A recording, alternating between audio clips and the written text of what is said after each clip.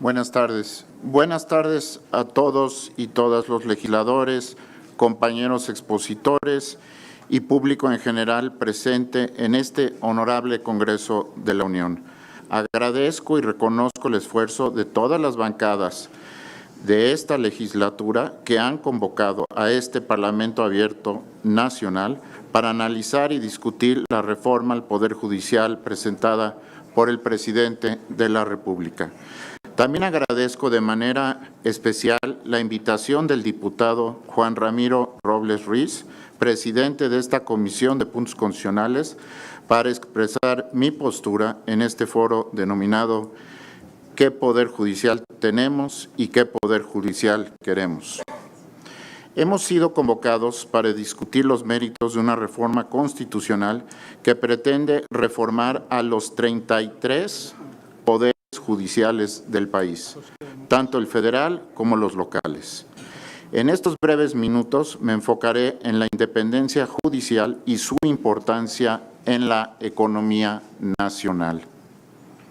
La independencia judicial es fundamental para lograr una cancha pareja en los tribunales, garantizando que las personas sean escuchadas en igualdad de condiciones, independientemente de su poder político o económico. La independencia judicial es la venda que le tapa los ojos a la justicia. ¿Es valiosa la independencia judicial para el desarrollo de una economía nacional? Sin duda lo es. Cualquier reforma al Poder Judicial debe partir de esa premisa. Una reforma mal hecha afectará la economía nacional, mientras que una exitosa potencializará el crecimiento económico. Es necesario hacer visibles las posibles distorsiones de una reforma de esta envergadura para discutir posibles remedios. Asumiendo que el poder reformador de la Constitución decide instaurar un modelo de elección popular de jueces y magistrados, es importante considerar el impacto económico de un mal diseño. Esto podría generar un costo para quienes usan el sistema de justicia, ya que no participar activamente en las elecciones de jueces y magistrados podría resultar en jueces y magistrados contrarios a sus intereses, convirtiendo la justicia en una subasta de jueces y magistrados. La incertidumbre y la necesidad de navegar un sistema judicial sesgado podría aumentar los costos para las nuevas empresas. Si el contribuyente optara por el modelo de elección directa de jueces, deben reforzarse otras garantías de independencia judicial para que el modelo de elección no genere barreras de entrada para los usuarios.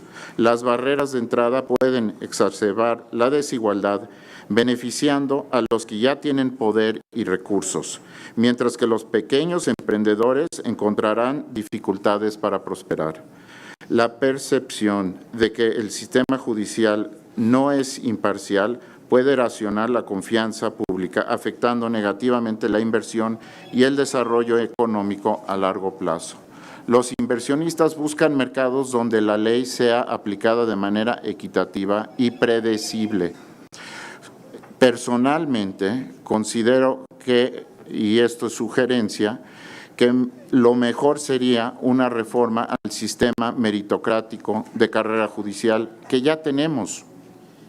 El sistema meritocrático bien implementado es superior porque los jueces seleccionados por mérito tienden a tomar decisiones más consistentes y previsibles para ascender en la carrera judicial.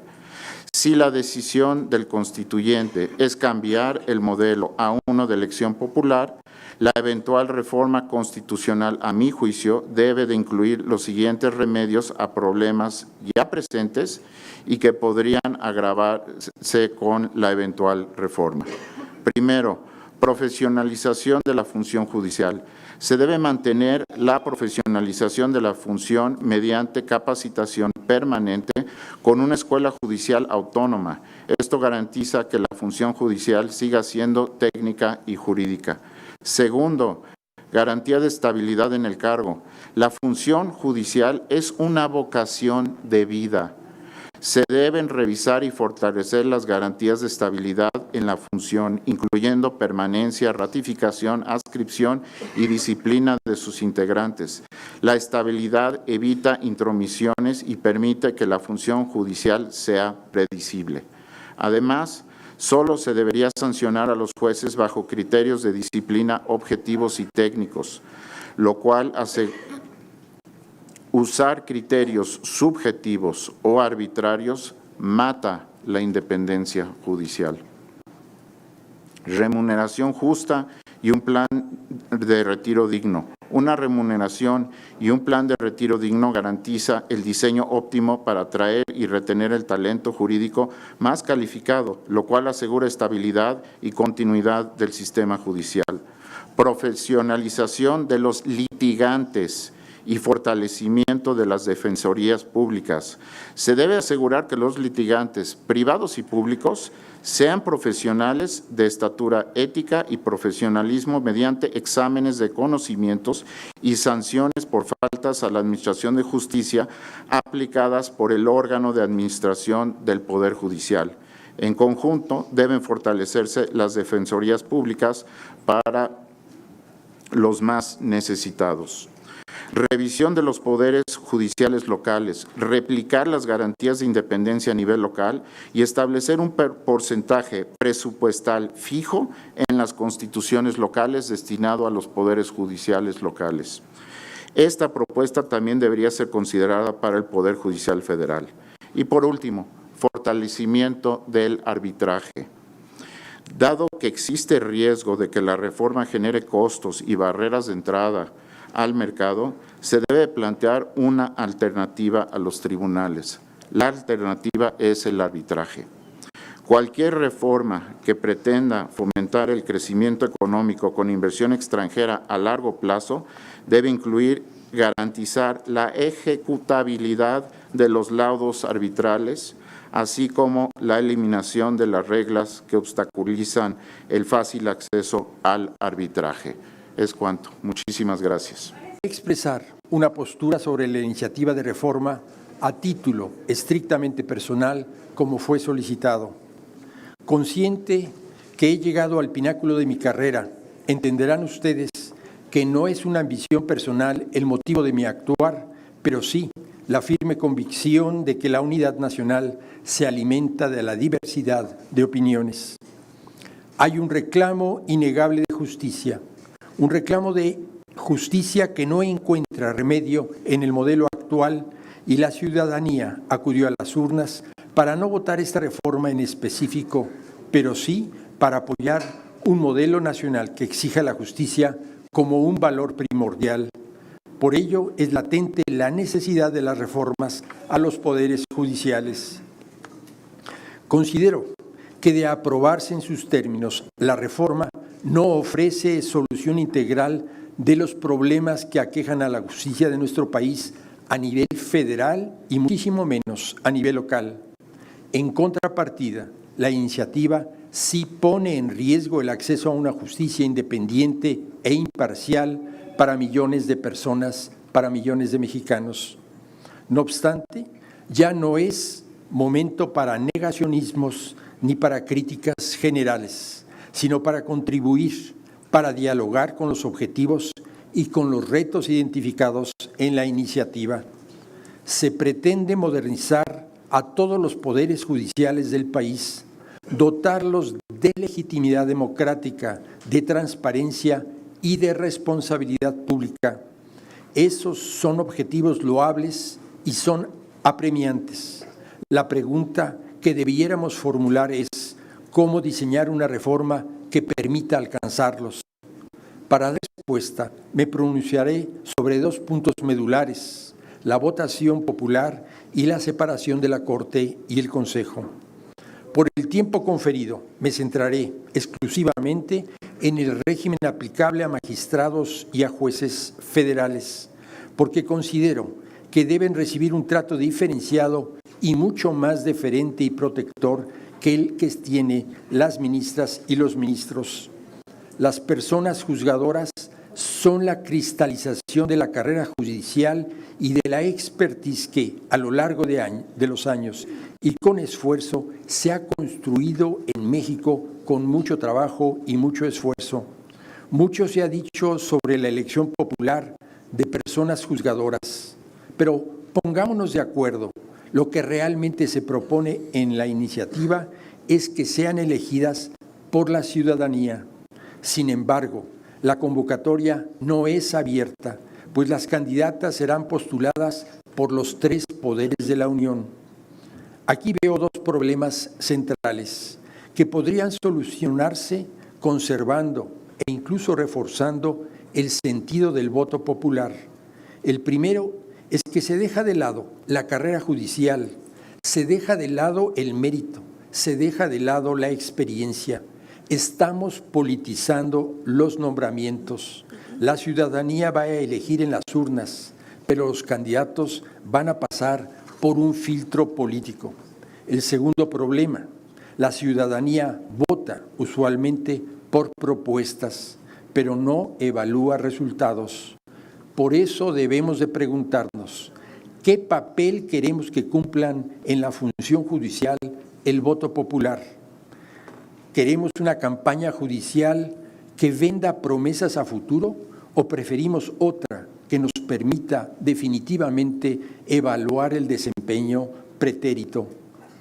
Si se ha de mantenerse el voto popular, considero que este debería de fungir como un medio para evaluar el desempeño y decidir definitivamente sobre la permanencia de las personas juzgadoras, pero no para reemplazar los concursos de la carrera judicial que permiten acceder al cargo mediante el mérito, mediante la honradez y el profesionalismo de sus aspirantes.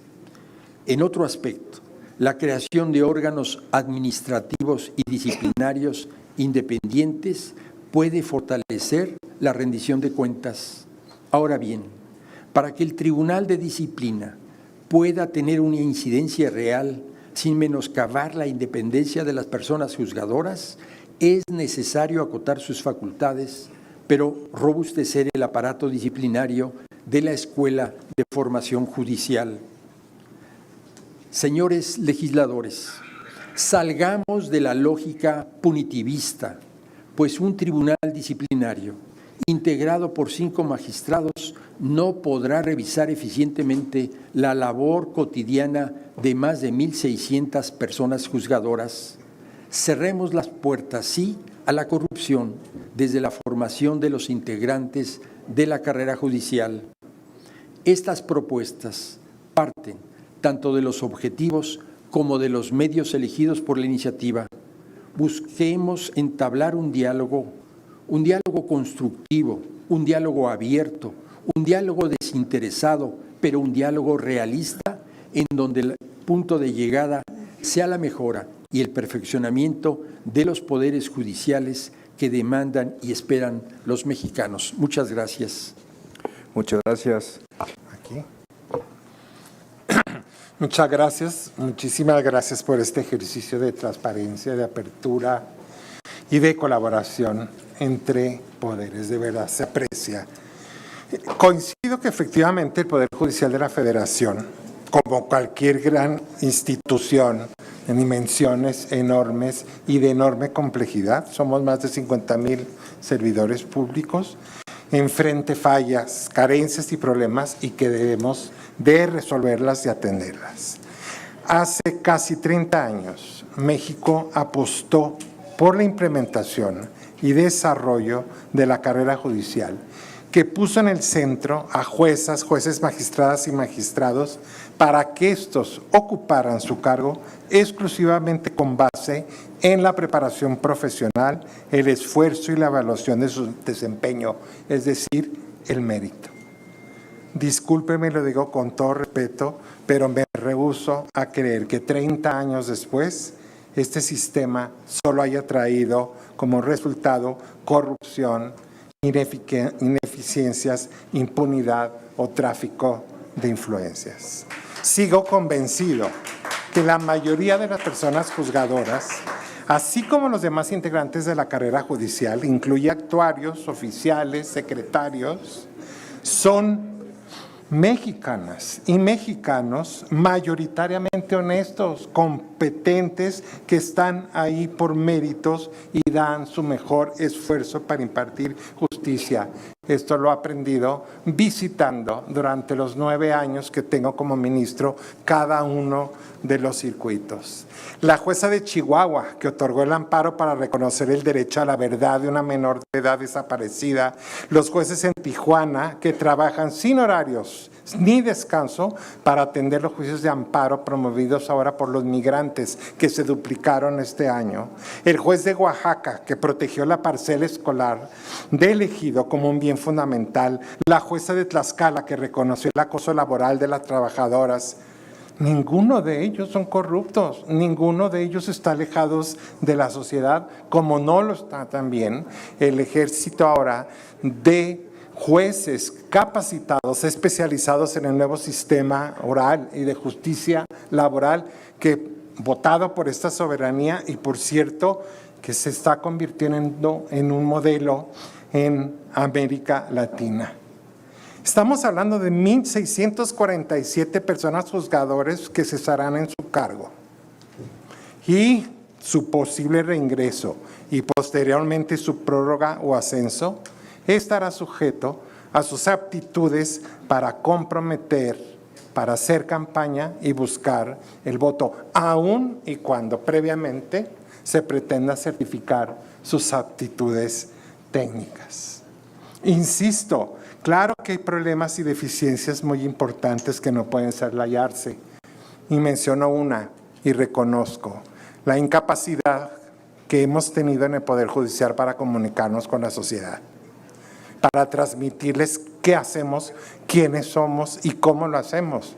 Pero por favor no tomen esto como un acto de soberbia o de arrogancia. Es que fuimos educados e instruidos en la idea de que el juez es una persona que hace su trabajo de manera prudente, de manera discreta, en la soledad de su despacho y que solo habla por sus sentencias. Bueno, ya nos dimos cuenta que esto hoy en día no es tan real y que no hemos sabido acercarnos a las jóvenes, a los jóvenes. Pero retomo, considero que la elección, pues mi punto de vista personal, por votación popular no es la solución a los problemas que aquejan al Poder Judicial Federal y permítanme ponerlo sobre la mesa como tema de discusión. Yo temo que esta propuesta pueda agravar drásticamente estos problemas. Por supuesto que quienes resuelven los asuntos jurisdiccionales se deben al pueblo. Sin embargo, el compromiso con la ciudadanía implica que el juez actuará con total imparcialidad y en estricto apego únicamente a la ley. El método de elección popular, por propia definición y naturaleza, busca generar un compromiso con el elector. Eso lo saben ustedes mejor que nadie. Esa es la esencia. El cargo de juzgador no puede sustentarse en los apoyos directos o indirectos que recabe durante la campaña para lograr ganar la elección, porque de manera inevitable comprometerá la independencia y resolución y estará más propicio a la corrupción y el conflicto de interés. ¿Cuál es el aliciente para un juez de prepararse, especializarse para buscar su ratificación y la permanencia en el cargo si conoce de antemano que su reelección y ascenso depende de la contienda electoral? Permítame hacer una comparación con la carrera magisterial.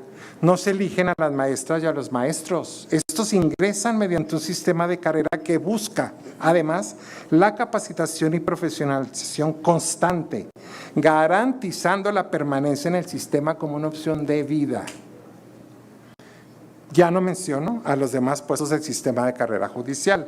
Más de 30,000 oficiales, actuarios, secretarios, que son los que proyectan las sentencias, quienes perderán todo incentivo para prepararse y concursar para llegar a ser juez y en un futuro magistrados. Ahora habrá que salir a buscar los apoyos para ganar una elección, insisto, aunque se ratifique antes o se confirme la experiencia que pudieran tener. Señoras y señores, legisladores. Entiendo que tendremos oportunidad en los foros, que son foros temáticos, de analizar la experiencia en otros países. Entiendo la minoría que han optado en casos muy específicos por un sistema de elección. Los discutiremos de manera puntual. Pero yo les pido, y estoy seguro que lo harán, así ha sido esta invitación amplia, que escuchen a las juezas, a los jueces, a las magistradas y a los magistrados, porque serán ellos quienes les van a aportar los mayores elementos de cómo llegaron al Poder Judicial, cómo accedieron a su cargo, cómo realiza su labor cotidiana, por qué el rezago, ¿sí?, que tanto daño hace, cuál es la carga de trabajo, cómo son las evaluaciones. Yo estoy seguro que tendremos mucho que aportar en esos puntos. Yo por lo pronto no tengo sino darle las gracias. Muchas gracias. Muchas gracias, distinguidos diputados, diputadas, senadores, senadoras, ministros, ministras, consejeras, consejeros, representantes de miembros del Poder Judicial de la Federación. Hoy las puertas del Poder Judicial están abiertas al tráfico de influencias y cerradas al pueblo de México. El Poder Judicial es independiente de la ciudadanía, no de los poderes fácticos. No es una apreciación subjetiva. De cerca de 258,000 tesis aisladas y de jurisprudencia vigentes, solo 195 se refieren al derecho a la salud, 70 al derecho a la educación, 30 al derecho a la vivienda y apenas 13 al derecho al agua. En contraste, se han emitido 12,845 tesis sobre impuestos y proporcionalidad tributaria, 1,387 sobre el derecho de propiedad privada y 891 sobre el libre mercado, que incluso llega a considerarse derecho humano. ¿Es este el Poder Judicial que necesita el pueblo mexicano? Yo creo que no. Cualquier reforma que se apruebe tiene que servir para que cumpla su única misión, garantizar justicia. Hasta hoy ha fracasado en esa labor. La reforma que se propone plantea 3 temas: elección de personas juzgadoras, sustitución del Consejo de la Judicatura por un tribunal de disciplina y un órgano de administración, acatamiento del límite de remuneraciones previsto en el artículo 127 constitucional. La reforma propuesta democratiza al Poder Judicial, lo abre al escrutinio público, obligando a sus titulares a responder al interés general. Crea el mecanismo de control que le ha faltado para garantizar rendición de cuentas, administración fiscalizable y sanciones a las personas juzgadoras. La reforma garantiza que de una vez por todas se cumpla con el límite de las remuneraciones de las personas servidoras públicas impuesto hace 14 años, cuyo abuso sigue generando indignación a nuestro pueblo. A esta reforma histórica quisiera contribuir con una propuesta complementaria que entrego a esta soberanía.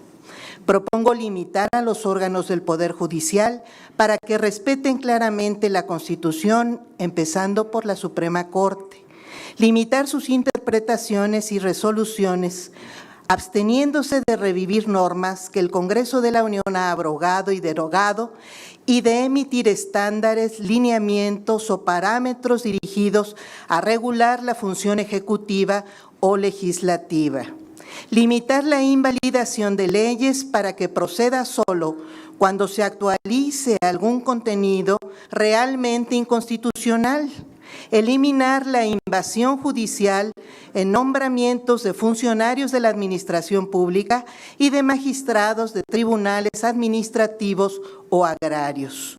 transparentar la actuación de los órganos jurisdiccionales, abriendo las sesiones de la Suprema Corte, publicando los proyectos de sentencia e incorporando la realización de audiencias públicas en las que puedan manifestarse actores que no sean parte en los juicios. Suprimir la manipulación de tiempos de resolución y la asignación arbitraria de casos a ministras y ministros en la Suprema Corte. De acuerdo con nuestra Constitución, no existe la supremacía judicial, sino la supremacía constitucional y el equilibrio de poderes.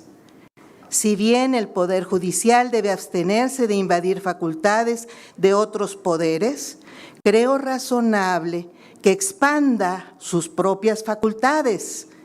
Esta reforma es una oportunidad para revisar los mecanismos de cumplimiento de ejecutorias de juicios constitucionales para sustituir la desproporcionada destitución y consignación penal de personas servidoras públicas como únicas medidas garantes de las sentencias. Propongo que se revise también quién tiene la última palabra en la interpretación constitucional. Creo que debe ser compartida por los poderes de la Unión para eliminar la indebida supremacía judicial que existe de facto. Por otro lado, debemos generar mecanismos y criterios que faciliten la defensa de derechos sociales en las instancias jurisdiccionales. Si alguna atribución de la Corte debe ser amplia, eficaz y contundente, es la que se circunscribe a su propia naturaleza de instancia revisora. Propongo a esta soberanía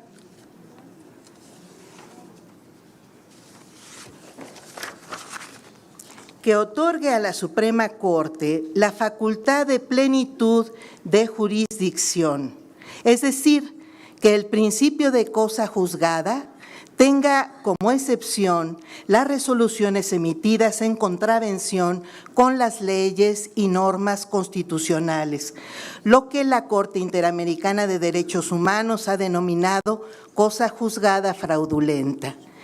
Permanentemente llegan casos a la Corte en los que se defrauda la justicia, la defensa, el procedimiento, la instancia y quedan en absoluta impunidad. Las principales víctimas de esta ausencia de garantías jurisdiccionales son las personas más humildes.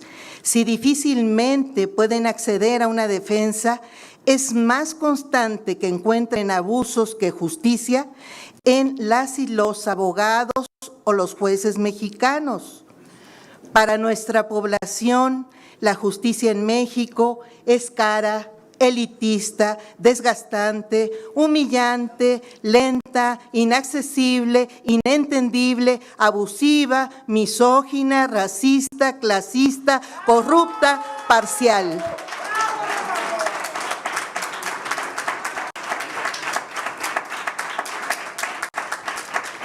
En una palabra, es injusta. La sociedad mexicana demanda que las personas juzgadoras respondan a los intereses públicos y sociales, sean confiables, rindan cuentas y actúen con transparencia, honradez, racionalidad y decencia en el uso del gasto público, con sensibilidad y conciencia social, con solidaridad hacia el que sufre, con humildad y vocación de servicio. Las y los impartidores de justicia no somos dueños del Poder Judicial. Su único propietario es el pueblo mexicano, que tiene en todo momento el inalienable derecho de modificarlo como parte esencial de su forma de gobierno. Muchas gracias. Gracias, ministra. Vamos ahora a escuchar al ministro Juan Luis González Alcántara. Buenas tardes. Saludo a las y los legisladores presentes, a mis compañeras y compañeros ministros de la Suprema Corte de Justicia de la Nación, a todas las personas asistentes y en especial a todo el público que sigue con particular atención e interés el desarrollo de estos diálogos nacionales relativos a la reforma al Poder Judicial de la Federación.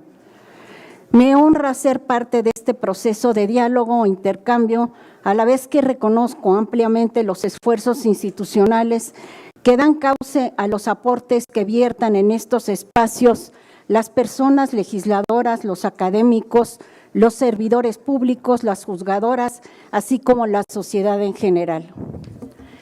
La iniciativa con proyecto de decreto en materia de reforma al Poder Judicial, documento base para estos diálogos, incluye aspectos tan variados y relevantes como la modificación a la composición y funcionamiento de la Suprema Corte, la creación de un tribunal de disciplina judicial y un órgano de administración judicial, así como la elección directa de las y los juzgadores de todos los niveles. Sin embargo, dado el tiempo y la naturaleza de este espacio, me enfocaré en los mecanismos de selección de quienes integran los más altos órganos del Poder Judicial de la Federación, particularmente de la Suprema Corte de Justicia, dado su rol como Tribunal Constitucional.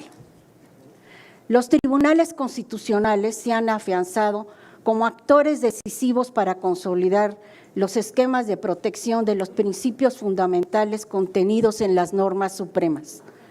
Por ello, diversos aspectos asociados a estos y al propio constitucionalismo contemporáneo son objeto de numerosos debates y enfoques críticos a lo largo del mundo. Por ejemplo, el papel que desempeñan dentro del sistema político, la naturaleza y alcance de sus mecanismos de control judicial, su diseño y facultades o los sistemas de selección de sus miembros. Si un tribunal constitucional o Corte Suprema se erige como el órgano judicial de mayor jerarquía, con la función de interpretación final de las disposiciones de carácter fundamental, es comprensible que una de las principales inquietudes de la sociedad se centre en la forma en que estos se integran y en los mecanismos que garanticen a la población el adecuado desempeño de sus funciones. Es fundamental tomar como punto de partida que los estándares internacionales no establecen un modelo ideal o deseable de selección de jueces, al ser una materia que corresponde al ejercicio soberano de cada Estado. La Comisión Interamericana de Derechos Humanos concluyó en su informe Garantías para la independencia de las y los operadores de justicia, que no le corresponde indicar cuáles son los órganos que deben intervenir en un procedimiento de selección de las y los operadores de justicia, ya que es una materia que escapa de su competencia. Por el contrario, este órgano ha señalado que lo más relevante para cualquier procedimiento de selección es que desde una perspectiva sustancial y con independencia de que se elija un mecanismo de designación directa o indirecta, deben existir garantías que aseguren que estos no sean realizados ni percibidos como decisiones de carácter político, afectando así la convicción de los justiciables. De ahí la importancia de uno de los objetivos centrales de estos diálogos, reformar el Poder Judicial a fin de que su conformación y actuación cuente con el respaldo y con la legitimidad democrática necesarias para hacer valer sus decisiones. Dentro del sistema interamericano se ha concluido que con independencia del proceso definido en cada país, estos siempre deberán contar con criterios objetivos de selección basados en mérito personal y capacidad profesional de las personas candidatas, regirse por los principios de transparencia y publicidad, garantizar la oportunidad de toda persona sin discriminación a acceder al cargo en igualdad de condiciones. Como señala en su informe la Comisión Interamericana que mencioné, es difícil determinar los beneficios que aparejan los distintos modelos de selección y nombramiento de las y los operadores de justicia. Sin embargo, los procesos deben asegurar como únicos elementos ineludibles que haya criterios de selección objetivos basados en el mérito personal y en la capacidad profesional. Lo más deseable a partir de estos ejercicios de escucha y reflexión es que dejemos atrás cualquier aplicación pasiva y mecánica de las normas para colocar en el centro de la reforma del Poder Judicial a las personas justiciables. Muchas gracias. Gracias, muchas gracias. Buenas noches a todos. Gracias a las diputadas y diputados que hicieron el favor de invitarnos a participar en este importante momento de una posible reforma a la Constitución y, desde luego, a todos los que participan en esta gran mesa de análisis. En realidad, creo yo que estamos en esta primera etapa, en la inauguración de estos foros, los cuales entiendo que se verán ya con detalle en las mesas de trabajo según los temas específicos. Yo coincido con muchas de las opiniones que se han expresado aquí, con propuestas que se han señalado, con participaciones de muchos de los evaluadores y analistas que han participado en esta ocasión, de tal manera que no quiero repetir cuestiones tan importantes como las que, por ejemplo, el ministro Gutiérrez Ortiz Mena señaló como requisitos en la vida de los jueces o los juzgadores, que además son parte de los principios de independencia de la judicatura que se expidieron desde 1985 en Naciones Unidas y de las cuales México aprobó en la Asamblea General. Muchos de estos principios, como la inamovilidad, las condiciones salariales, los nombramientos adecuados, son estos principios a los que México debería estar comprometido para poderlo seguir adelante, ya que fue partícipe de la aprobación de estos principios. Yo creo, desde luego, en la carrera judicial. Me es inevitable tener que creer en ella porque actualmente tengo 75 años de edad prácticamente y 55 años de servicio en el Poder Judicial de la Federación. Empecé como mecanógrafo en un tribunal y he ido ascendiendo gracias a la carrera judicial hasta llegar al honroso cargo de presidente de la Suprema Corte de Justicia de la Nación y del Consejo de la Judicatura Federal. Creo en la carrera judicial, creo que es una institución que ha servido y se ha ido perfeccionando. Durante todos estos años he visto cómo ha evolucionado y he visto cómo se ha perfeccionado y cómo a partir de exámenes, de preparación, de requisitos específicos para la elección de los juzgadores, se ha buscado siempre el mejoramiento para los juzgadores de nuestro país. Y no es la independencia judicial que se logra con la carrera judicial un privilegio de los juzgadores, es un derecho del pueblo de México tener jueces independientes que cumplan cabalmente con su tarea y con la independencia necesaria. No es una cuestión accidental, es una cuestión sustancial que los jueces sean independientes para servir al pueblo de México. El derecho a ser independiente no es de los jueces, es del pueblo de México que recibe el servicio de ellos. La Suprema Corte de Justicia de la Nación es el máximo órgano jurisdiccional en materia de justicia constitucional.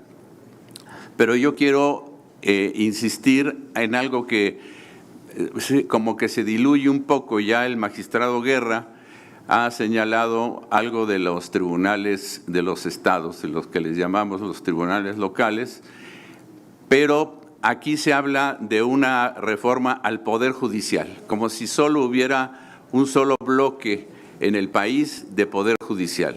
En realidad tenemos dos grandes bloques de justicia en el país y que están impartidos por dos grandes instituciones. El Poder Judicial de la Federación es que de lo que más hemos hablado aquí y que creo que es uno de los que ha tenido mayor evolución y perfeccionamiento en todos sus niveles, como ahora lo dijo la consejera Lilia Mónica, en vigilancia, en disciplina, en sanciones, pero también en capacitación, la Escuela Judicial, el antiguo Instituto de la Judicatura Federal. Todo esto ha perfeccionado la justicia federal, pero no descuidemos a la justicia de los estados. La justicia de los estados también requiere un sistema mucho más estricto de selección de los juzgadores, que no sean los gobernadores de cada estado los que impongan a los magistrados de los tribunales superiores de justicia, que haya una verdadera carrera judicial, porque, insisto, para mí la carrera judicial es la que garantiza la independencia de los juzgadores. Y hablo desde mi punto de vista, perdón que lo diga, pero yo empecé como mecanógrafo, como les decía, vengo de una familia, digamos, humilde. Mi abuela era una indígena maya de un pueblo de Yucatán, Ticul. Mi abuelo materno era un conductor de tranvías aquí en la Ciudad de México. Nunca hemos sido gente rica, ni mucho menos influyentes desde el punto de vista en nuestro país. Yo he ido avanzando gracias a la carrera judicial, a mi trabajo y a la disposición para ir haciendo de la justicia algo que me convence, que es parte ahora de mi propia vida personal. Y estoy convencido de que mi trabajo debe servir al pueblo de México todos los días con independencia, con honestidad y con trabajo constante. Muchos de nosotros lo hemos dicho en otros foros del que pertenecemos a la carrera judicial, a veces sacrificamos el tiempo de nuestra familia, estamos muy empeñados en cumplir con nuestro deber a cualquier hora que se necesite, y yo creo que esto es algo que debemos reconocer, no debemos destruir lo que se ha avanzado durante tantos años. Aprovechemos la carrera judicial, perfeccionémosla en efecto.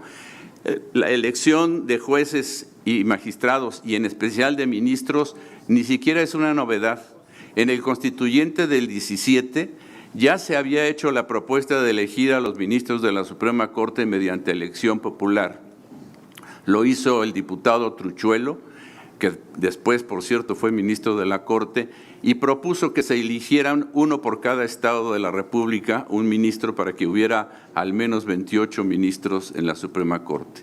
Personas tan inteligentes y cultas como eran los diputados Hilario Medina y Manuel Lizardi, dieron razones muy amplias que están ahí en el diario de los debates para hacer señalar las inconveniencias de hacer una elección de esa naturaleza.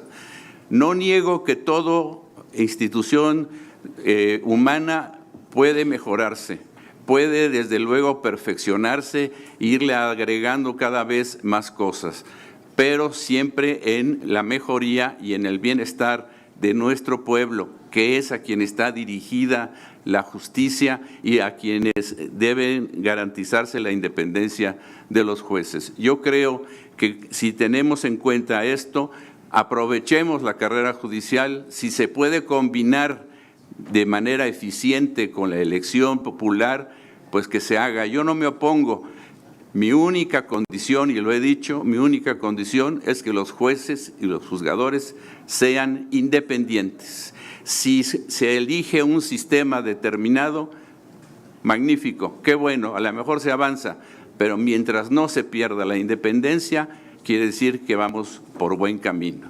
Yo creo que limitar mucho a las facultades de la Suprema Corte, cuyo artículo primero constitucional ya le compromete a buscar la mejor interpretación en favor de los derechos humanos, yo creo que es una labor fundamental de la Suprema Corte de Justicia de la Nación, que va estableciendo criterios en general en todo el país. ¿Por qué hay unos criterios en unas materias más que en otros? porque los tribunales recibimos las demandas de los justiciables. Los ministros, los jueces no eligen los temas que han de conocer, los elige la propia ciudadanía. Ministro, al si nos presentar ayuda para ir concluyendo, por favor, los, le agradeceríamos mucho. Por supuesto, los propios ciudadanos. En fin, yo creo que podemos perfeccionar siempre las instituciones y yo creo en la carrera judicial y que no se pierda la independencia de los jueces. Muchas gracias. Muchas gracias, ministro.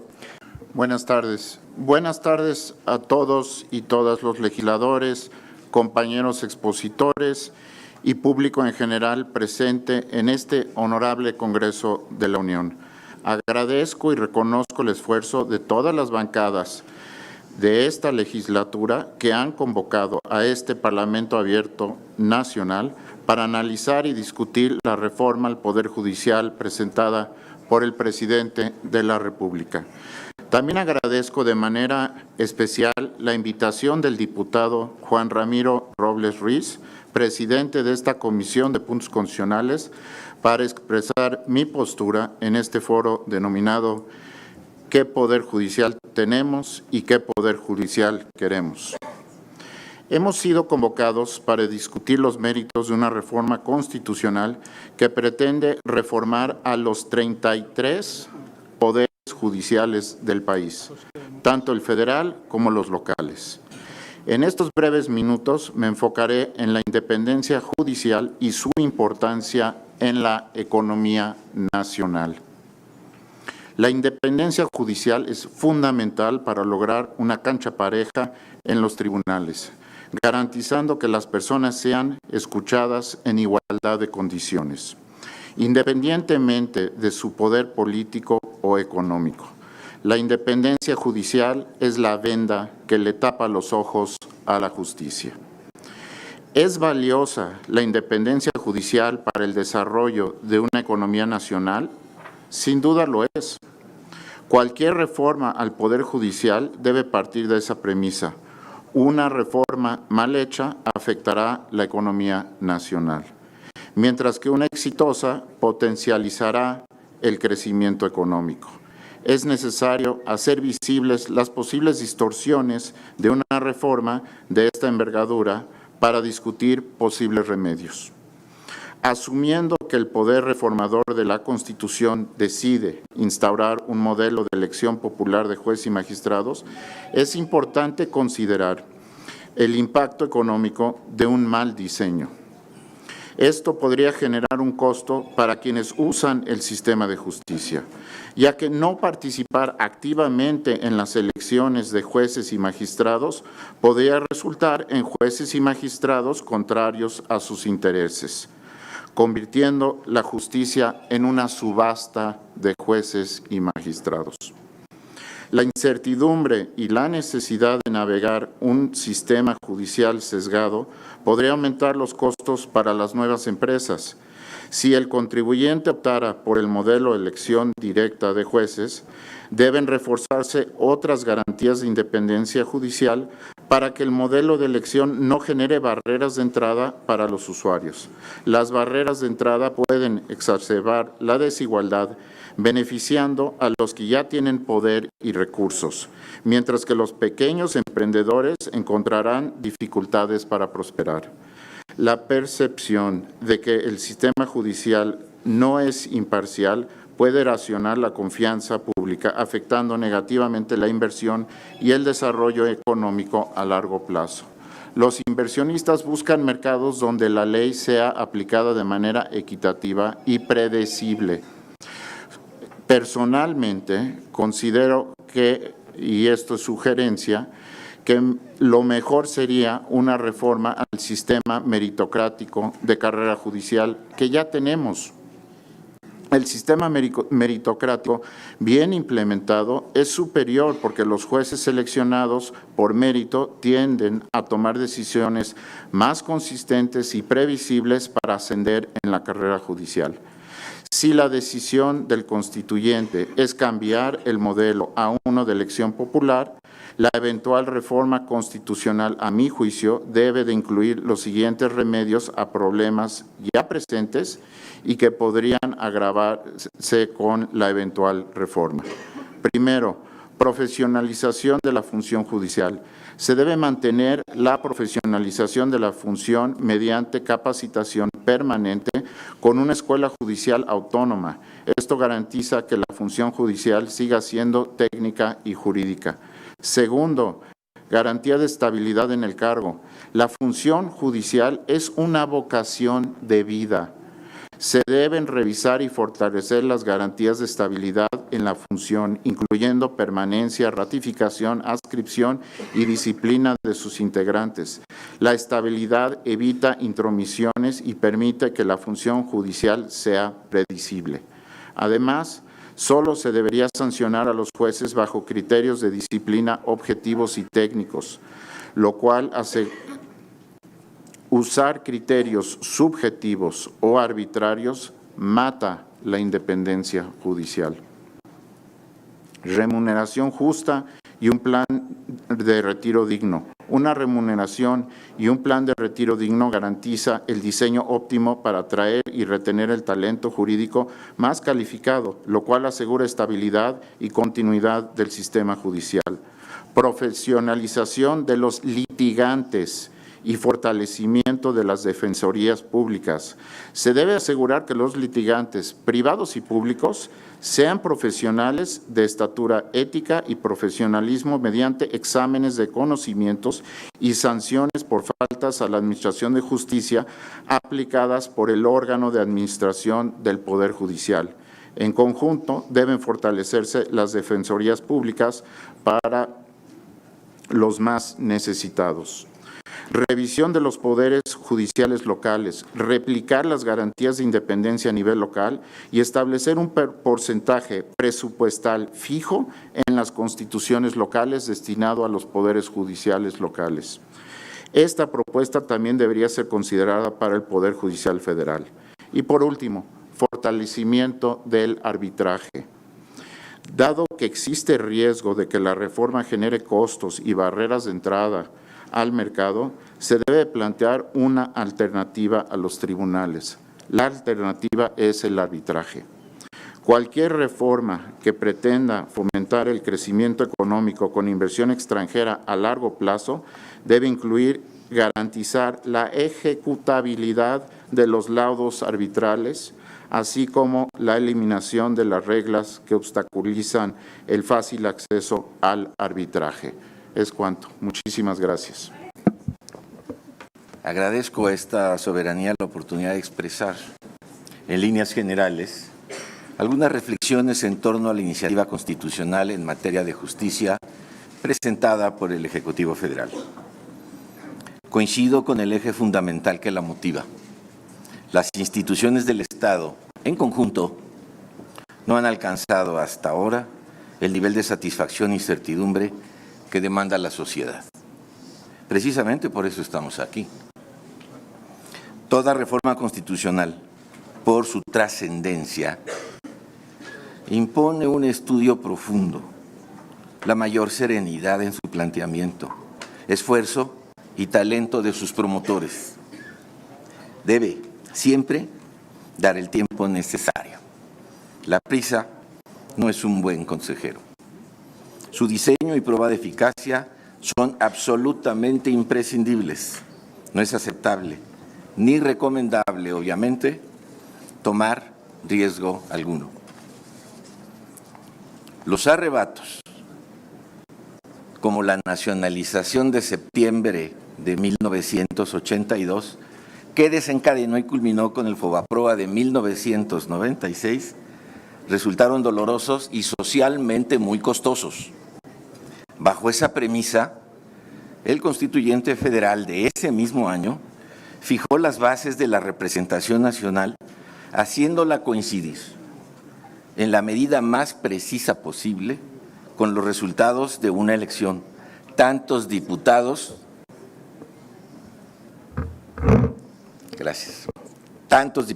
como votos recibidos. Los límites impuestos a la sobrerrepresentación no son casuales. guardan una lógica indiscutible con sus propósitos. Significan, en las propias palabras de su autor, el respeto absoluto a la pluralidad democrática y al reconocimiento de todas las expresiones de la voluntad popular. Con esos precisos perímetros numéricos, 300 para ser exacto, se aseguró que ninguna fuerza política por sí misma pueda reformar el texto constitucional, es decir, que siempre debe hacerlo con la concurrencia de la oposición complementaria que le dé la legitimación y fuerza que requiere toda norma fundamental. Con ello presente, señoras y señores legisladores, destaco de entre muchos 3 temas principales. Primero, prohibir la suspensión de normas generales en acciones de inconstitucionalidad y controversias constitucionales que muy excepcionalmente otorga la Suprema Corte de Justicia de la Nación, significa admitir también la posible violación a derechos humanos de modo irreversible si esas normas resultan inconstitucionales. Recuerden lo ya sucedido, nada ni nadie lo repara. Segundo, suprimir efectos generales a determinadas sentencias de amparo implica desarticular la doctrina del interés legítimo que caracteriza hoy al instrumento jurídico más avanzado de nuestra tradición jurídica. De aprobarse así la iniciativa, nada impedirá que se ejecute una norma que afecta severamente, por ejemplo, el medio ambiente o exponga a la colectividad a un daño injusto, pues solo habrá de proteger a quien tuvo recursos para defenderse de ella, no más. Con esa óptica, el caso de las trabajadoras del hogar, iniciado con una sentencia y concretado en la ley y en este recinto, sería impensable siquiera. Tercero, la carrera judicial implica un servicio civil de excelencia. La militancia y el sufragio la desvirtúan y la destruyen. No lo digo yo, ya se ha dicho aquí y mucho. Concluyo. La división de poderes y el sistema de frenos y balances de las funciones públicas caracterizan y dan fuerza a los regímenes democráticos modernos. México no debe ser la excepción. No debemos dejar pasar la inmejorable oportunidad que representa para esta nación esta valiosa iniciativa. Sumemos ahora sí la experiencia legislativa, la experiencia judicial e impulsemos la voluntad del Ejecutivo, de modo que los 3 poderes, unidos como garantes, refrenden el compromiso del gobierno con su pueblo. Eso es lo que persigue una mejor justicia. Ceñido a los 5 minutos que están por concluir, les agradezco la oportunidad. Muchas gracias. Distinguidos integrantes del Poder Legislativo, Poder Reformador de la Constitución, compañeras ministras y compañeros ministros, integrantes del Poder Judicial de la Federación, muy buenas tardes a todos. Agradezco la amable invitación de la Cámara de Diputados a través de su distinguido presidente, el diputado Robledo, a este encuentro entre personas que aspiramos a mejorar responsablemente el sistema de justicia para que siga brindando estabilidad y confianza en el porvenir. ¿Qué poder judicial tenemos? Para responder es indispensable explicar pacientemente a la sociedad que hay poderes judiciales locales y un poder judicial de la Federación y que son distintos entre sí, profesionales los dos. Luego hay que recordar que existen tribunales en materia agraria, administrativa y laboral y que no están siendo integrados en la reforma. Además, debe reconocerse que México enfrenta a una dura y añeja realidad, y es que mucha gente concibe a las fiscalías, procuradurías, defensorías, comisiones de derechos humanos, de búsqueda, de atención a víctimas, como parte del sistema de justicia, donde se presentan muchas problemáticas que no están siendo abordadas en la iniciativa de reforma. Espero que lo sean. ¿Qué poder judicial queremos? Respetuosamente considero que una buena reforma legislativa debe tener 4 características. Primera, estar verdaderamente orientada a resolver problemas, no según la ilusión, sino según la realidad. Segunda, no desarreglar lo que funciona para no crear problemas. Tercera, ser económica. Cuarta, implementarse con sencillez. Con ese pragmatismo, opto por compartir algunas ideas mínimas. Primer tema, fortalecimiento de los poderes judiciales de los estados. Los estados son soberanos para diseñar su sistema judicial, pero hay casos donde los cargos son cuotas de partidos políticos. Sería de gran beneficio para la gente de cada estado que contara con jueces de primera instancia elegidos por examen y que los magistrados revisaran en apelación y fueran jueces ascendidos, con la posibilidad de que la ciudadanía participe en convocatorias públicas para integrar salas de constitucionalidad local. Bastaría una reforma al artículo 116 constitucional, utilizando adicionalmente incentivos fiscales para adoptar mejores prácticas y dotar de estabilidad financiera a la justicia local. Las disponibilidades de recursos con las que cuentan los estados al cierre de los ejercicios, integrados por recursos federales etiquetados, regresan a la TESOFE, pero en lugar de justificar desequilibrios financieros para su retención por parte de los estados, los recursos pueden asignarse al fortalecimiento de los sistemas judiciales locales, según las reglas que deriven del artículo 116 constitucional. Ahí están los recursos, solamente se reorientan los incentivos. Eso nos lleva al segundo tema, fortalecer a la Escuela de Formación Judicial del Poder Judicial de la Federación para que pueda capacitar a profesionales de los poderes judiciales locales, de las fiscalías, de las comisiones de derechos humanos, de atención a víctimas y procuradurías para la defensa de los menores, entre otros. Los estados no gastarían en profesionalizar, lo haría la Escuela de Formación de larga trayectoria y probados resultados. Esto elevaría la calidad de la burocracia e incluso podría certificar a la abogacía, cristalizando el añejo ideal de colegiación obligatoria y de paso certificar escuelas de derecho, pues proliferan las llamadas patito. La sociedad merece juristas acreditados y no usurpadores de la profesión. Tercer tema, este responde a una preocupación. Se opina que falta dimensión social en la judicatura. Yo creo que no, pero siempre es posible mejorar. Se puede hacer un ajuste a la carrera judicial para que la Escuela de Formación facilite que futuros jueces incluyan un año de servicio social jurídico no gratuito en defensorías públicas, centros de atención a adicciones, estaciones migratorias, comunidades indígenas, donde hay infancia maltratada, donde tanta falta hace. Pero la carrera judicial no debe desaparecer, sino mejorar para que siga siendo una de las más profesionales de México y donde además existe movilidad social. De por sí son pocos los espacios que permiten movilidad social. Necesitamos preservarlos.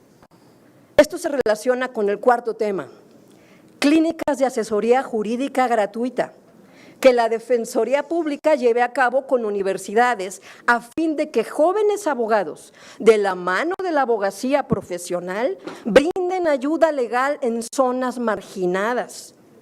Si un adulto mayor va a prestar dinero, que lo documente. Si una mujer renta su vivienda, que lo formalice. No solo ayudarles cuando hay problemas, sino evitárselos. Esta, por cierto, es una idea que quedó en el tintero de las desarrolladas en el Plan de Nación del presidente López Obrador. Es lamentable que no se haya llevado a cabo. Quinto tema, que los poderes judiciales locales cuenten con jueces mediadores, que serían electos por voto popular de sus vecinos, dada la proximidad, y que les ayudarían a resolver problemas cotidianos de convivencia, de inseguridad, de servicios públicos. En fin, facilitaran la vida municipal, porque serían mediadores y gestores. Esto impulsaría la cultura de la mediación, del arbitraje, de la resolución de controversias de manera sencilla y desahogaría la carga propiamente jurisdiccional y la agobiante estadística, y con esto el retraso de la justicia.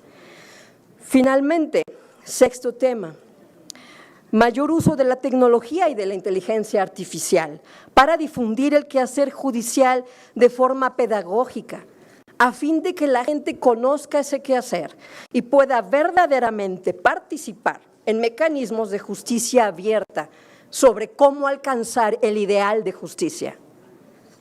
Si pensamos con generosidad, surgen ideas creativas, útiles y realistas. Desde un enfoque desconfiado o egoísta, no surge nada verdaderamente valioso ni transformador. Procuramos servir a México con responsabilidad y lo mejor de nuestras capacidades. Y no perder esto de vista abona a una sociedad más serena y humanista. Y finalmente considero conveniente tener cuidado de no denostar lo que las generaciones de mexicanos y mexicanas han forjado a lo largo de su vida. Se vulneraría no solamente su memoria y nuestra historia, sino que se menoscaba la serenidad y esperanza de la generación actual, especialmente de quienes tienen menos. Esta generación de mexicanas y mexicanos debe saber que cuenta con instituciones sólidas, republicanas y democráticas, resultado de nuestra historia y del esfuerzo de nuestros antepasados. Tan es así que aquí estamos en un esfuerzo interinstitucional de diálogo democrático y además en respetuosa colaboración entre poderes. Razón para estar contentos por estar haciendo lo correcto. Muchas gracias. Buenas tardes, ministra. Adelante con su mensaje. Señoras y señores legisladores, agradezco a ustedes la posibilidad de participar en este ejercicio democrático que implica el análisis de reformar nuestro poder judicial. Creo que nadie duda que es un imperioso deber de nuestro tiempo efectuar los cambios que requiere esta importante función de impartir justicia para recuperar la confianza ciudadana. El mandato de las urnas es claro. No podemos ponernos una venda en los ojos ante una nueva realidad social. Hoy nos tiene esa realidad social aquí sentados. Esta realidad impone el deber de impulsar los cambios que sean necesarios y, entre otros, no puede dejar de considerarse tomar las acciones para la elección de juzgadores como una medida entre varias que permitan recobrar la confianza en sus juzgadores. La impartición de justicia es una función esencial del Estado mexicano. Requerimos jueces por elección popular, sí, y que quienes participen cuenten con la preparación jurídica y el conocimiento de las materias sobre las cuales va a juzgar. La elección progresiva, sobre la que gira mi propuesta, consiste en la aplicación de elecciones populares sucesivas para ir cubriendo en forma escalonada aquellos cargos que queden vacantes por distintos motivos, renuncia, muerte, retiro o cualquier otra causa. Tales posiciones se irán ocupando gradualmente por medio de la elección directa, que a su vez garantice los elevados estándares de calidad de quienes sean postulados. Ello permitirá elevar el nivel técnico y de competencia de todas las personas juzgadoras federales que cubran los cargos a partir de ahora para lograr la renovación total y de manera paulatina. Queremos jueces de excelencia y con legitimidad social. En este contexto, siendo plausible democratizar el acceso a la titularidad de los cargos del Poder Judicial de la Federación, todavía enfrentamos un reto mayor. Consiste en mantener su independencia y autonomía respecto de los demás poderes constituidos e inclusive con relación a los otros poderes fácticos o económicos. Ambos atributos, independencia y autonomía, son inherentes a la función jurisdiccional en todos los países libres. Son las cualidades que nos garantizan a todos, mujeres y hombres, a quienes viven en la pobreza, la riqueza o la clase media, así como extranjeros y mexicanos, que la legislación nacional, que se aplicará libre de toda atadura ideológica o política, y que quienes decidan emprender cualquier actividad productiva o comercial, así como se les exige respetar el marco legal aplicable, de ese mismo modo se les solicite también y se les proteja en un orden jurídico que brinde la protección suficiente a través de sus autoridades y jueces. Para evitar esto, que se dé interpretaciones arbitrarias, lo que debemos es generar seguridad jurídica. El Poder Judicial de la Federación ya cuenta con un amplio capital humano de personas juzgadoras cuyo acceso al cargo pasó, como se ha dicho aquí, por cursos de especialización, evaluaciones, concursos de oposición y que resuelven casi más de 1.500.000 asuntos anualmente en sus diversas materias. Hoy el reto que tenemos es generar consensos, identificar los puntos de acuerdo entre la elección directa, como fue el mandato popular, asegurar la independencia judicial, garantizar los derechos laborales adquiridos, asegurar el conocimiento técnico especializado de las personas juzgadoras en beneficio de los justiciables y contar con un sistema de impartición de justicia fuerte y confiable. Acorde al mandato expresado por la mayoría de los ciudadanos, me permito entregar a esta honorable soberanía mi propuesta, que como elementos esenciales contiene 7. La elección por voto popular de todos los integrantes de la Suprema Corte de Justicia de la Nación y del Tribunal de Disciplina Judicial. La sustitución progresiva de juezas, jueces, magistrados y magistradas. La garantía de idoneidad y excelencia de los perfiles de juzgadores que van a participar. El respeto a los derechos laborales de todas y todos.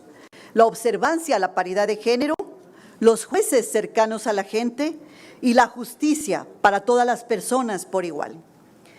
Señoras y señores legisladores, un poder judicial fuerte y con respaldo popular es indispensable para el Estado de Derecho, para la democracia, para garantizar la justicia y para que sirva y sirva bien al pueblo de México. Gracias. Muchas gracias, ministra. Buenas tardes, señoras y señores.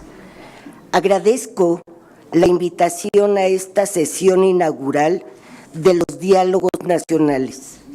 Este ejercicio representa una oportunidad única para reflexionar y debatir sobre temas de trascendencia nacional que nos involucra a todos los poderes de la Unión, como lo es la propuesta de reforma constitucional al Poder Judicial, no solo al federal, también al local.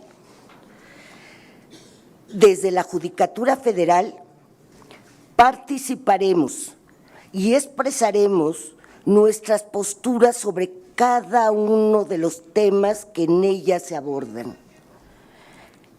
Nos encontramos en un momento crucial de nuestra historia. Estamos en el umbral de una reforma al Estado mexicano desde sus cimientos.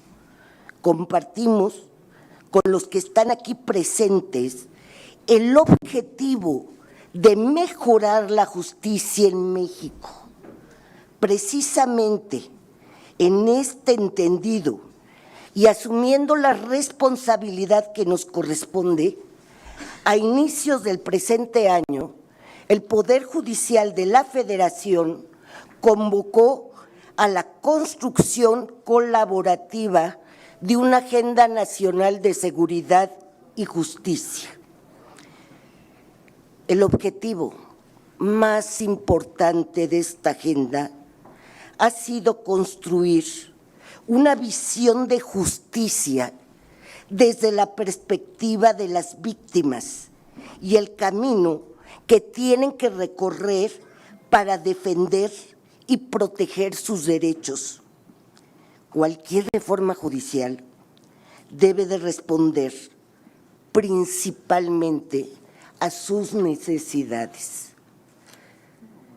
Es por esto que llevamos más de 4 meses escuchando a miles de personas en todas las regiones del país.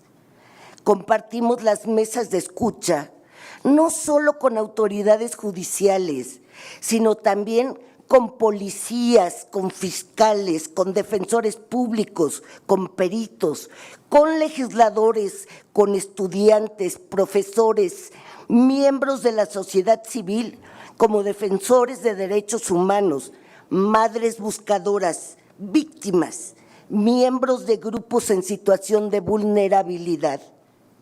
Generamos y recopilamos información tanto cualitativa como cuantitativa sobre los problemas prioritarios del país en estos temas. Tenemos propuestas concretas para mejorar el sistema de seguridad y justicia en nuestro país. Esta agenda propositiva estará a disposición de ustedes y de toda la sociedad. De este ejercicio de escucha desprendimos algo muy claro. La justicia no es solo una cuestión de leyes y tribunales. La justicia es una cuestión de derechos humanos, de equidad, de ética y de dignidad que involucra a todas las autoridades de los distintos niveles de gobierno. Resulta esencial decirlo con toda claridad. La justicia en México no es un monopolio del Poder Judicial. Lo resalto con la mayor vehemencia, con el mayor énfasis. Pensar en una reforma al Poder Judicial implica, como mínimo, reflexionar sobre el papel que desempeña como piedra angular para mantener la paz y la cohesión al resolver de manera imparcial e independiente los conflictos que surgen en una sociedad democrática. Seamos críticos de la justicia en México. La realidad no nos permite otra actitud, pero apliquemos la crítica en la que se encuentre en el centro de esta las necesidades de las víctimas y de las y los usuarios del sistema de justicia en general. Critiquemos partiendo de la verdad, de los datos ciertos, de las cifras correctas valoradas en su contexto. Critiquemos con honestidad, critiquemos con responsabilidad de Estado. Estamos convencidos de que escuchar es la práctica clave para proponer un cambio. Estamos abiertos a entablar un diálogo real, un diálogo responsable, pero para dialogar se requiere voluntad de reflexión. Resolvamos nuestras diferencias en el ancho camino del entendimiento, diluyendo así la idea de una decisión tomada. Señoras y señores legisladores, el paso veloz ante modificaciones estructurales solo puede dar entrada a problemas mayores. En las últimas décadas, esta soberanía ha impulsado reformas en diversas materias, como la penal, la civil, los mecanismos alternativos, la laboral y la judicial.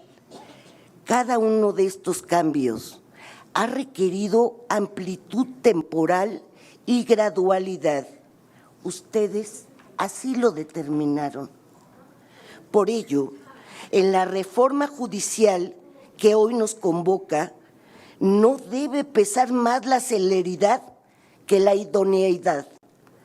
Las víctimas y quienes acuden al sistema de justicia merecen personas juzgadoras honestas, con vocación de servicio, empáticas y capacitadas.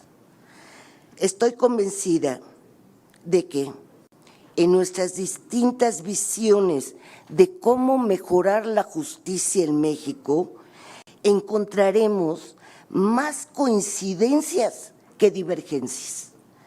Dialoguemos y construyamos sobre aquello que no admite división, los derechos y las libertades de las y los mexicanos. Muchas gracias. Buenas noches. Agradezco a los diputados Ignacio Mier y Juan Ramiro Robledo su amable invitación. Cada vez que se hace una crítica al Poder Judicial, se habla de independencia judicial y de autonomía, como si estos conceptos fueran valores en sí mismos, como si fueran conceptos etéreos y no garantías instrumentales para la justicia. Se olvida casi siempre que la independencia judicial exige legitimación social, esto es, la confianza del pueblo, de la gente, en su aparato de justicia. Sin legitimación social, la independencia no es sino una máscara para juzgar en contra de los derechos y los intereses del pueblo. La legitimidad social en la justicia de México está rota desde hace mucho tiempo, pero quizás nunca ha estado en peor situación que ahora. Si preguntamos a la gente, que lo hicimos en los diálogos por la transformación, 6 meses intensos, más de 400 foros, la gente te dice que tenemos una justicia elitista, una justicia que privilegia a los que tienen frente a los que no tienen, que maltrata a las mujeres, que castiga la pobreza y no la delincuencia, y que no tiene legitimación social. Hace unos años, ante esta situación tan grave de la justicia y en particular del Poder Judicial Federal, con el apoyo del presidente Andrés Manuel López Obrador y de la mayoría de las fuerzas políticas de este Congreso de la Unión, se llevó a cabo una reforma judicial con y para el Poder Judicial, una autorreforma del Poder Judicial que fue muy importante y que dio resultados mientras se tuvo la voluntad de que los diera. Se combatió como nunca la corrupción, se desarticuló el nepotismo, se previno y se castigó el acoso sexual, generamos una justicia digital completa, tuvimos una escuela profesional, judicial profesional, con una nueva carrera judicial. Se generó un auténtico instituto de la defensa pública y lo más importante, se generó una política de igualdad y paridad de género. Lamentablemente, en enero de 2023 se tomó otra decisión y la decisión fue: destruyamos todo lo que se hizo y confrontémonos con los otros poderes del Estado. Y entonces se dejó de combatir la corrupción, se regresó al nepotismo como cultura, se quitaron las políticas de paridad de género y de igualdad, la escuela judicial volvió a ser el club de amigos y el Instituto de la Defensoría Pública, el patito feo del Poder Judicial. Pero sobre todo se acrecentó la lejanía con el pueblo de México. La Suprema Corte se convirtió en defensora de las élites, de la oligarquía, de los poderosos, de la comentocracia, de la derecha. La Suprema Corte decidió otorgarle a la oposición en una suspensión, en una sentencia, lo que habían perdido en las urnas. Y esto lo dije en el Pleno de la Corte, siendo ministro en funciones. Pero lo peor, decidió intervenir en el proceso electoral de manera descarada con los hechos que hoy son públicos de todos nosotros. ¿Cómo se hizo todo esto? Con la máscara de la supuesta independencia judicial. Somos independientes y podemos hacer lo que queramos y no tenemos que darle explicaciones a nadie. Pero olvidaron que el pueblo no es tonto. Y el pasado 2 de junio, el pueblo mandó un mensaje contundente de que se requiere una profunda reforma judicial y que requerimos una justicia diferente. Casi 36 millones de votos le dijeron a los ministros y a las ministras: no más injusticia, ya basta. Queremos un poder judicial sensible, cercano a la gente, con humanismo y fundamentalmente un poder judicial más democrático. Tenemos hoy un claro mandato popular que no podemos traicionar. Más de 35 millones de mexicanos y mexicanas, casi 36 millones de votos, votaron por el Plan C y porque las mexicanas y mexicanos elijamos a nuestros jueces y juezas en las urnas mediante el voto popular. La justicia no es un privilegio, la justicia es un derecho. Devolvamos la justicia a quien le pertenece, al pueblo de México, para que por fin sea una realidad la máxima de todos los derechos para todas las personas. Muchas gracias.